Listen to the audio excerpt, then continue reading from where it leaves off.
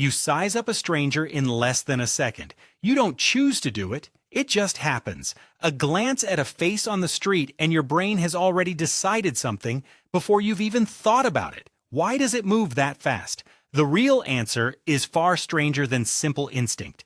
For most of human history, meeting a stranger was rare. Anthropologist Robin Dunbar found that early human groups rarely exceeded 150 people. That number wasn't random. It was the limit of how many relationships your ancestors' brains could actually track at once.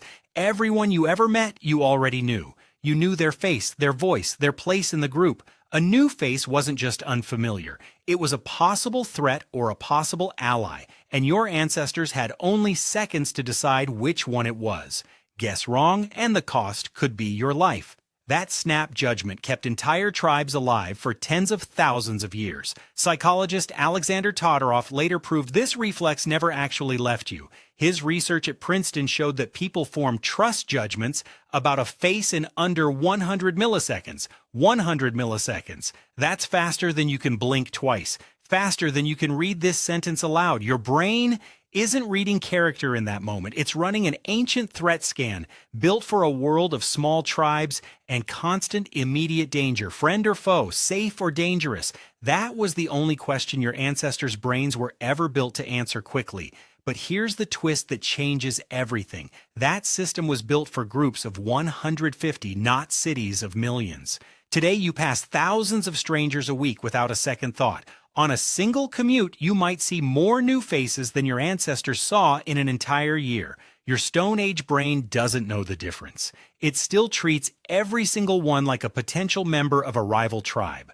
Sociologist Stanley Milgram actually named this phenomenon back in 1970. After studying how city dwellers behaved compared to people in small towns. He called it stranger overload. Too many faces, not enough tribal context, and your nervous system never fully gets to calm down.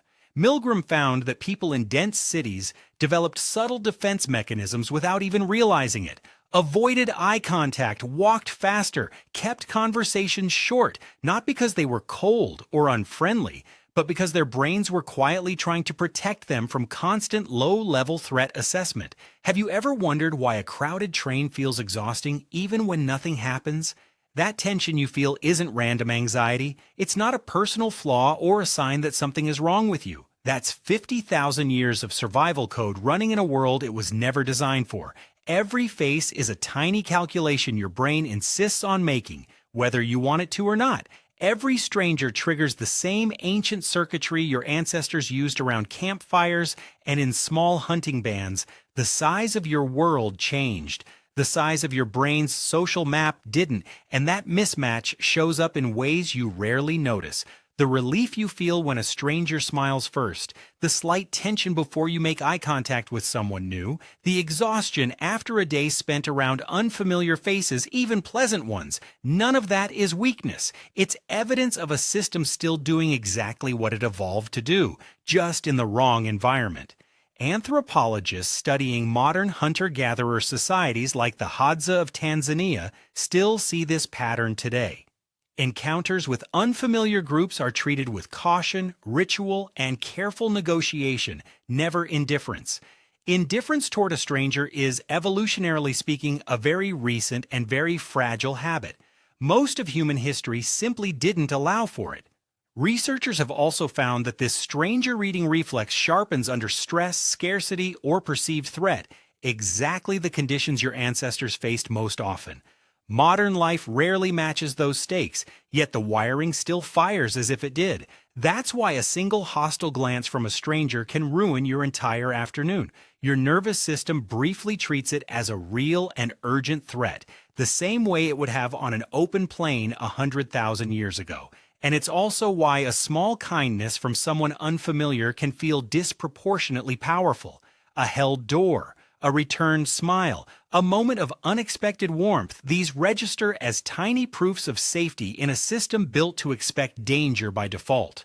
Evolutionary psychologists call this the mismatch hypothesis, the idea that many modern struggles come from ancient instincts operating in environments they were never built for. Your fear of public speaking, your discomfort in elevators, your hyper-awareness in unfamiliar neighborhoods, all of it traces back to the same root system. A brain shaped by small, tightly knit groups, now forced to navigate a world of constant anonymous contact. You weren't designed to recognize a city. You were designed to recognize a tribe. And every time you walk past 100 strangers without incident, your nervous system is quietly doing something remarkable, overriding 50,000 years of programming just so you can get through your day. That override takes energy. It's part of why dense, unfamiliar environments leave you more drained than open, familiar ones, even when nothing dangerous ever happens. Understanding this doesn't make the feeling disappear, but it does change what it means. The tension isn't proof that something is wrong with the world or with you. It's proof that you're carrying ancient hardware into a brand new world, and somehow most days it still works. Your ancestors read strangers to stay alive. You're still reading them every single day, in every elevator, every street, every crowded room. You just forgot why.